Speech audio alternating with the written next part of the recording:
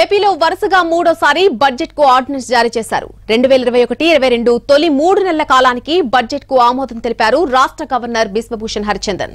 ఈ ఆర్థిక సంవత్సరంలో జూన్ మాసం వరకు 90,000 కోట్ల నిధుల వ్యయానికి వెసులుబాటు కలిగింది. ఏపీలో గత 3 ఏళ్లుగా వివిధ కారణాలతో ఓట్ ఆన్ అకౌంట్ బడ్జెట్ కు ఆర్డినెన్స్ ఇస్తూ వచ్చారు.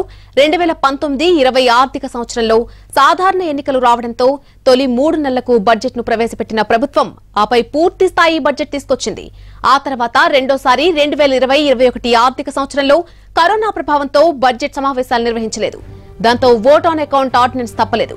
ఇప్పుడు కూడా స్థానిక ఎన్నికల కారణంగా పూర్తి స్థాయి బడ్జెట్ ఆమోదానికి వీలు కలగకపోవడంతో తొలి